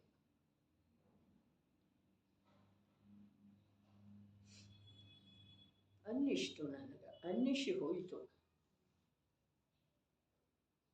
ಮಂದಿರ ದರ್ಶನಕ್ಕೆ ಹೊರಟಿದೆವು. ಇಲ್ಲಿಂದ ಯಾವುದೋ ಒಂದು ದೂರದ ನಗರದೊಳಗೆ ಕಟ್ಟಿಸಿರುವಂಥ ಮಂದಿರವನ್ನು ನೋಡಲಿಕ್ಕೆ ಹೋಗುವ ಭಾವ ಮತ್ತು ಯಾರ ಅನ್ಯರ ಗೋವಾ ಟ್ರಿಪ್ ಹೋಗ್ತಾರೆ ಇದರೊಳಗೆ ಯಾವ ಪ್ರಕಾರದ ವ್ಯತ್ಯಾಸ ಇದೆ ಅಂಥೇಳಿ 4 ದಿವಸದಿಂದ ಅಭ್ಯಾಸ ಮಾಡ್ತಾ ಇದ್ದೇನೆ. ಮತ್ತು ತಮಗೇನಂದರೆ ಉತ್ತರ ಸಿಕ್ಕರೆ ನನಗೆ ಹೇಳೋದ್ರಿ. ಇದು ಯಾವ ಅನುಕೂಲತೆ ಆಯ್ತಲ್ಲ, ನಿಜವಾಗಿ ಸ್ಪಷ್ಟ ಹೇಳಬೇಕಾದ್ರೆ ಬೆಳಗ್ಗೆ ಎದ್ದ ಶುಚಿರ್ಭೂತಾಗಿ ಸಾದಾ ಭಾವದಿಂದ ತಮ್ಮ ನಗರದಲ್ಲಿರುವಂಥ ತಮಗೆ ಯಾವುದು ಸಮೀಪ ಇದೆಯೋ ಆ ಚಿನ್ನಮಂದಿರಕ್ಕೆ ಹೋಗಿ ದರ್ಶನ ಮಾಡಿ ಪ್ರಾಸುಕ ಆಹಾರದಿಂದ ಶಾಂತಿಯಿಂದ ಮನೆಯಲ್ಲಿರುವಂಥ ಇಂದಿನ 50 ವರ್ಷದ ಹಿಂದಿನ ಜನರ ಜೀವನದೊಳಗೆ ಯಾವ ಪ್ರಕಾರದ ಪುಣ್ಯ ಅಥವಾ ಪಾಪಗಳದ ಅಧಿಕತೆ ಅಥವಾ ನ್ಯೂನತೆ ಇತ್ತು, ಇಂದು ನಮ್ಮಲ್ಲಿ ಏನು ಧನ, ಏನು ವೈಭವ, ಏನು ವಾಹನ, ಏನು ಮಂದಿರಗಳ ನಿರ್ಮಾಣ ಆಗ್ತಾ ಇದೆ, ಎಲ್ಲೆಲ್ಲಿಯೋ ಅಲ್ಲಿ ಸುತ್ತಾಡ್ತಾ ಇರುವಂಥ ನಮ್ಮಂಥ ಭಕ್ತ ಜನರು ಅವರು ಸುಮ್ಮನೆ ಮನೆಯಲ್ಲಿ ಇರ್ತಿದ್ದಾರೆ. ಯೋಚನೆ ಮಾಡೋದು, ಟ್ಯಾಲಿ ಹೊಂದಾಣಿಕೆ ಮಾಡಿ ನೋಡೋದು ವಿಜಯ. ಏನು ಅವರಿಗೆ ಎಷ್ಟು ಆಗಿತ್ತು, ಪುಣ್ಯದ ಉದಯ ಎಷ್ಟಿತ್ತು ಮತ್ತು ಪುಣ್ಯದ ಬಂಧ ಸಂಚಯ ಎಷ್ಟಾಗ್ತಾ ಇತ್ತು ಅವರ ಜೀವನದೊಳಗೆ. ನಮಗೆ ಪುಣ್ಯದ ಉದಯ ಎಷ್ಟಿದೆ ಮತ್ತು ಪುಣ್ಯ ಎಷ್ಟು ನಾವು ಗಳಿಸ್ತಾ ಇದ್ದೇವೆ ಅಥವಾ ಬರ್ತಾ ಇದ್ದೇವೆ, ಇದು ಒಂದಿಷ್ಟು ಲೆಕ್ಕ ಹಾಕೋದು. ನೀವು ಸಣ್ಣವರು ಇರ್ತಾ ಇಂದ ಜೀವನ ನೋಡೋದ್ರೆ ನಿಮ್ಮ ತಾಯಿ ತಂದೆ ಅಕ್ಕ ಪಕ್ಕದವರು ಹೇಗಿದ್ದರು, ನಿಮ್ಮ ರಿಲೇಷನ್ ಬಾಂಧವರ ಆಪ್ತೇಷ್ಟರ ಹೇಗಿದ್ದರು ಅಂಥೇಳಿ ಆವಾಗ ಶಿಖರ್ಜಿಗೆ ಹೋಗೋದಂತಂದ್ರೆ ದೊಡ್ಡ ಉತ್ಸವ ಇರ್ತಿತ್ತು ಅಥವಾ ಇಲ್ಲ. ಏನಾದರೂ ಯಾತ್ರೆಗೆ ಹೋಗೋದ ಅಂತಂದ್ರೆ ಎಷ್ಟು ಮಹತ್ವ ಇರ್ತಿತ್ತು ಎಲ್ಲರಲ್ಲೇ ಭಾವನೆ ಇರ್ತಿತ್ತು. ಇಂದು ಯಾರು ಕೇಳಿದಲ್ಲಿ ಅವ್ರು ಹೋಗಿದ್ದಾರೆ, ಇವ್ರು ಹೋಗಿದ್ದಾರೆ, ಹೋದವರೇ ಇದ್ದಾರೆ. ಕಾಲದ ವ್ಯವಸ್ಥಾ ಅನ್ನೋದು ವ್ಯವಸ್ಥೆದ ವ್ಯವಸ್ಥಾ ಅನ್ನೋದು ಅಜ್ಞಾನ ಅನ್ನೋದ್ರಿ, ಅಜ್ಞಾನದ ಅಧಿಕತೆ ಅನ್ನೋದ್ರಿ, ಅಜ್ಞಾನದ ಧರ್ಮ ಭಾವನಾ, ಭಾವನಾ, ಪವಿತ್ರ ಭಾವನಾ ಎಲ್ಲಿದೆ?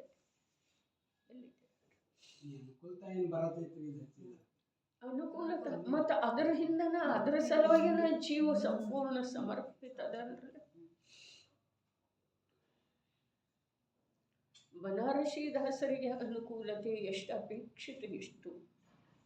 ನಮ್ಮವರಲ್ಲ ಅವರ, ನಮ್ಮ ಹಿರಿಯರ ತಾತ ಮುತ್ತಾತ ಅನ್ಬಹುದಲ್ಲ, ಅನ್ಬಹುದೇನಿಲ್ಲ, ಅನ್ಬಹುದ ಅನ್ಬೇಕ್ರಿ.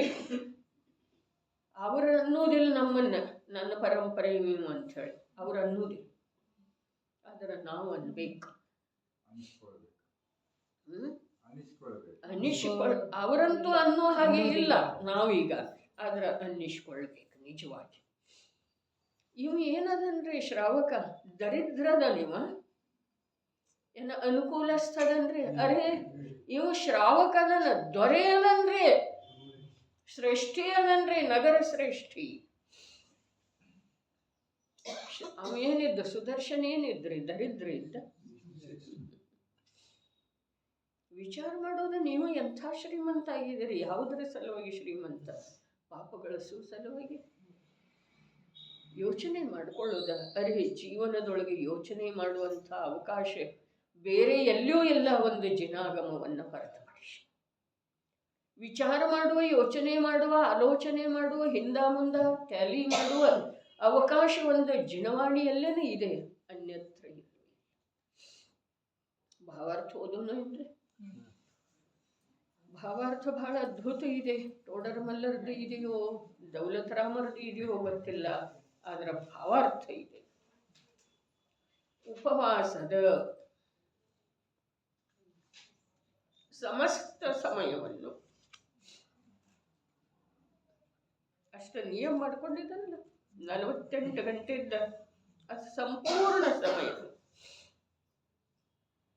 ಧರ್ಮ ಧ್ಯಾನದಲ್ಲಿಯೇ ವ್ಯತೀತ ಮಾಡಬೇಕಾಗುವುದು. ಏಕಾಂತ ಸ್ಥಾನವಿಲ್ಲದೆ ಧರ್ಮ ಧ್ಯಾನವಾಗುವ ಸಾಧ್ಯತೆ ಇಲ್ಲ.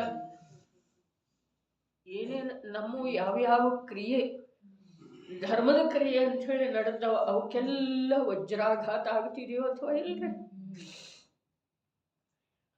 ಉಪವಾಸದ ಸಮಯ ಏನಿದೆ, ಸಮಸ್ತ ಸಮಯ ಫೋನ್ ಮಾಡೋದಿರುವುದಿಲ್ಲ, ಖಾಲಿ ಐತಲ್ಲ. ಇವತ್ತು ಇನ್ನೇನು ಸಾಯಂಕಾಲದ ಅಡಿಗೆ ಇಲ್ಲ. ಇವತ್ತನೂ ಐತ್ರಿ. ಏನೈತಿ? ಅಷ್ಟಮಿ ತಿಥಿ ಐತ್ರಿ. ಅರೆ 25ನೇ ಯಾವ ಇಶ್ವಿ ಇದೆ ಅದರದ ಅಂತಿಮ ಅಷ್ಟಮಿ, ಕೊನೆಯ ಅಷ್ಟಮಿ. ಈ ವರ್ಷದ ಕೊನೆಯ ಅಷ್ಟಮಿ ಇದೆ ರೀ.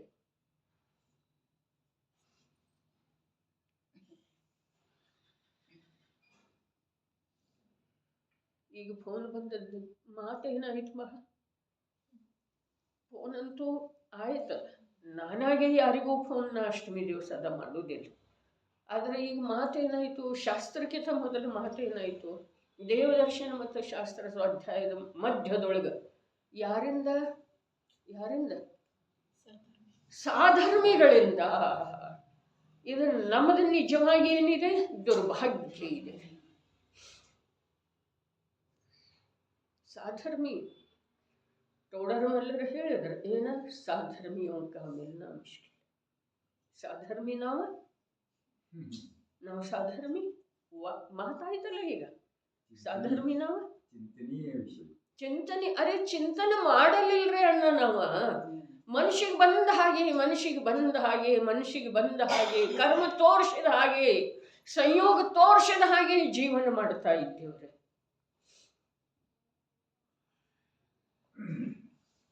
ಉಪವಾಸದ ಸಮಸ್ತ ಸಮಯವನ್ನು ಧರ್ಮ ಧ್ಯಾನದಲ್ಲಿಯೇ ಒತ್ತು ಕೊಟ್ಟು ಹೇಳಿದಾರ್ರಿ. ಧರ್ಮ ಧ್ಯಾನದಲ್ಲಿ ಇಲ್ಲ, ಧರ್ಮ ಧ್ಯಾನದಲ್ಲಿಯೇ ಇಲ್ಲ ಅಂತಂದ್ರೆ ಉಪವಾಸಕ್ಕೇನು ಅರ್ಥ ಇಲ್ಲ. ಉಪವಾಸ ಮಾಡೋದು ಸುಲಭ ಇದೆ. ನರಕದೊಳಗೆ 33 ಸಾಗರೋಪಮ, ಒಂದು ಕಣ ಅನ್ನ, ಒಂದು ಬಿಂದು ನೀರಿಲ್ಲದ ಉಳಿದಿದ್ದೇವ್ರಿ. ಸತ್ತಿಲ್ಲಲ್ಲ. ಹಾಗಾದ್ರೆ ಈಗಿದೇನಿದೆ? ಊಟ ಕೂತಾಗನ ಒಂದು ನೀರು ಕುಡಿತೀನಿ, ಅದರ ಮೇಲೆ ಬಹಳ ಇದಾವ್ರಿ ನಮ್ಮ ಲಿಷ್ಟ. ಧರ್ಮಕ್ಕೆ ಸಂಬಂಧಿಸಿದ್ದು ನಾವು ಮಾಡ್ತಾ ಇರುವಂಥ ಕ್ರಿಯೆಗಳದ ಲಿಸ್ಟ್ ಬಹಳ ಇದೆ. ಏನೇನೋ ಮಾಡಿ ಬಂದೆವು. ಬಹಳ ನಿಜವಾಗಿ ಕೆಡಕನ್ನಿಸ್ತಿತ್ತು ಕವಿತಾ. ನಿಜವಾಗಿ ಆ ಸಮಯದೊಳಗೆ ಅಂಥ ಭಾವ ಇತ್ತು.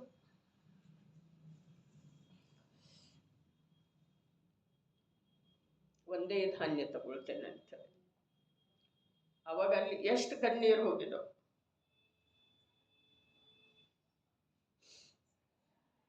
ಒಂದೇ ಧಾನ್ಯ ಅಂದ ನಂತರ ಅದರಲ್ಲಿ ಮತ್ತೇನೇನಾರೇ ಮಾಡೋದು,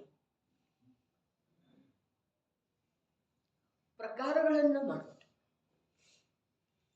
ಒಂದೇ ಧಾನ್ಯ ಅರ್ಥಾತ್ ಆ ವೇಳೆದೊಳಗೆ ಅಭಿಪ್ರಾಯ ಹೀಗಿತ್ತ. ನಂದು ಬೇಕಾದ್ರೆ ಅನ್ನ, ಬೇಕಾದ್ರೆ 2 ಚಪಾತಿ, ಇಷ್ಟಿತ್ತ ಅಭಿಪ್ರಾಯ. ಅದಕ್ಕೆ ಏನೇನು ಬೆಳವಣಿಗೆ ಆಯಿತು?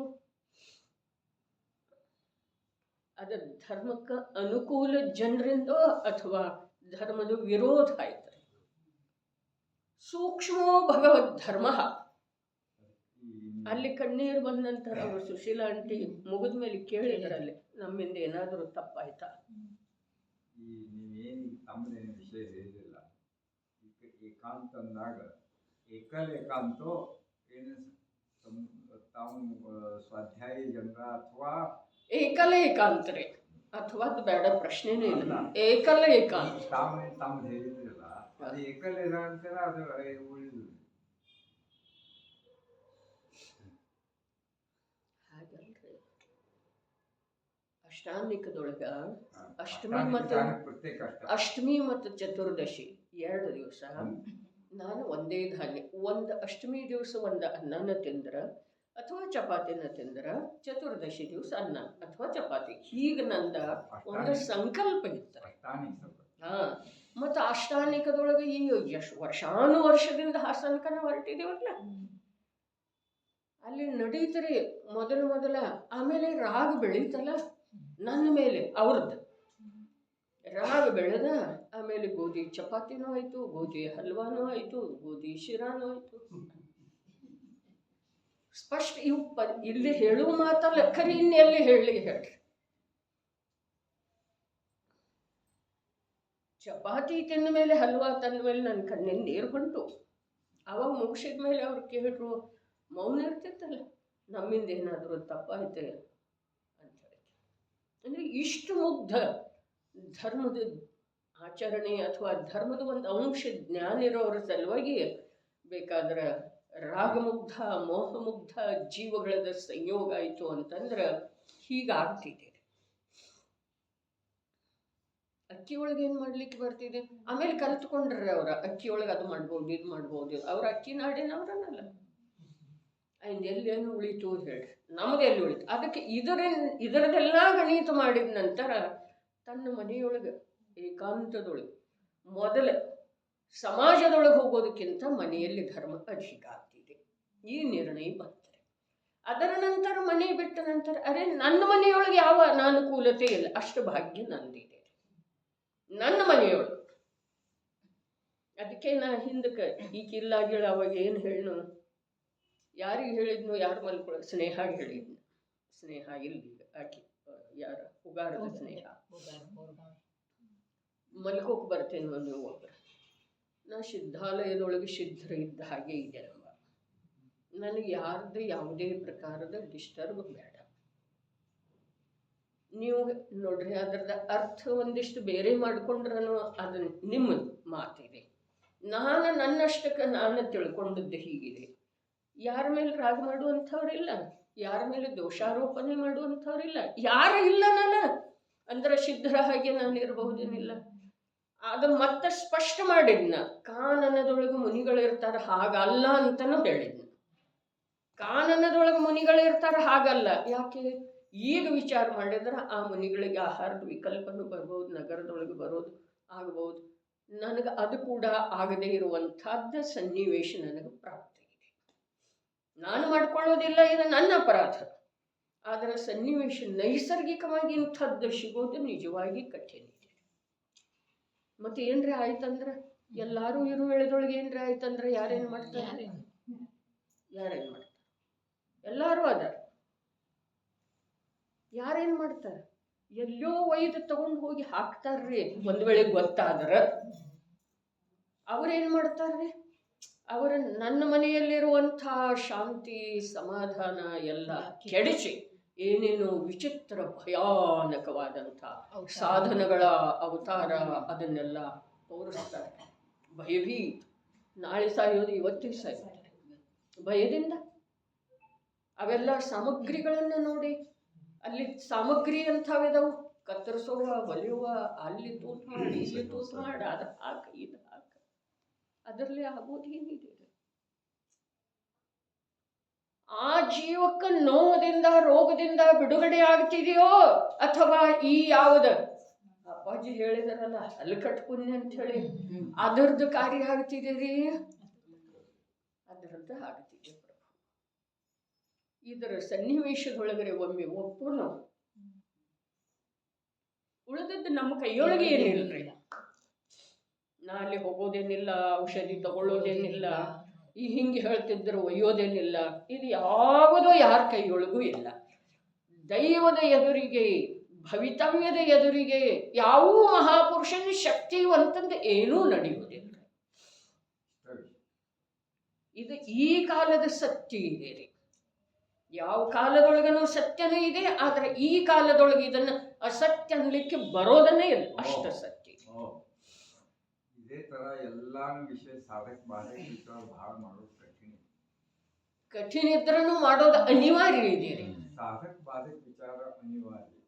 ಸಾಧಕ ಬಾಧಕ ವಿಚಾರ ಸಾಮಾಜಿಕವಾಗಿ ಅಥವಾ ಸಾಮೂಹಿಕವಾಗಿ ಅನಿವಾರ್ಯ. ಅದು ಸಾಧ್ಯ ಇಲ್ಲದಿದ್ರೂ ವ್ಯಕ್ತಿಗತವಾಗಿ ಅದು ಅನಿವಾರ್ಯನೇ ಇದೆ, ಮಾಡಲಿಕ್ಕೇ ಬೇಕ್ರಿ. ಯಾಕೆ ಅಂತಂದ್ರೆ ನನ್ನ ಸಮಯದ ಭಾವಗಳಿಗೆ, ನನ್ನ ಸಮಯಕ್ಕಾಗುವಂಥ ದುರ್ಘಟನೆಗಳಿಗೆ ನಾನೇ ಹೊಣೆ ಇದ್ದೇನೆ. ಹಾಗಾದ್ರೆ ಆ ಸಾಧಕ ಬಾಧಕಗಳದ್ದು ವಿಚಾರ ಮಾಡೇನ ಹೆಜ್ಜೆ ಇಡಬೇಕಾಗುತ್ತದೆ. ಇದೇನು ಭಾವಾರ್ಥ ಓದೋದಾಗುವುದಿಲ್ಲ, ಮುಂದಿಂದನೂ ಆಗುವುದಿಲ್ಲ, ಗೊಮ್ಮಟನ ದರ್ಶನನೂ ಆಗುವುದಿಲ್ಲ.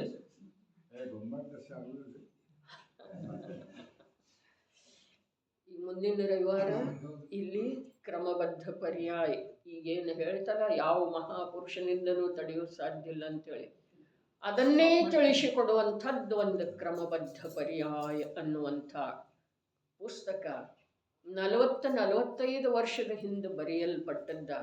ಆ ವೇಳೆಗೆ ಜನರ ಮಾನಸ ಪಟಲದ ಮೇಲೆ ಯಾವ್ಯಾವ ಪ್ರಕಾರದ ಪ್ರಭಾವ ಬೀರಿತೋ ಅದೇ ಪ್ರಕಾರದ ಪ್ರಭಾವ ನಮ್ಮ ಮನುಷ್ಯನ ಮೇಲೆ ಆಗುವ ಒಂದು ಸದವಕಾಶ ನಮ್ಮ ಜೀವನದೊಳಗೆ ಬಂದದ್ದೀರೆ. ಮುಂದಿನ ರವಿವಾರ ತಾರೀಕು 4/1/2026 ಇಲ್ಲಿ ಮುಂಜಾನೆ 8:30ಯಿಂದ ಸಂಜೆ 5 ತನಕ ಜಿನವಾಣಿಯ ಜೊತೆಗೆ ಇರುವಂಥದ್ದ ಗ್ರಂಥದ ವಿಮೋಚನ, ಭೋಜನದ ವ್ಯವಸ್ಥೆ ಎಲ್ಲ ಇದೆ ಅಂಥೇಳಿ ಸೂಚಿಸಲಾಗಿದೆ. ಅದ ಒಂದೇ ದಿವಸ ಯಾವ್ದು ಹೇಳಿಲ್ಲ, ಕ್ರಮಬದ್ಧ ಒಂದೇ ದಿವಸ ಏನ್ರಿ ಒಂದೇ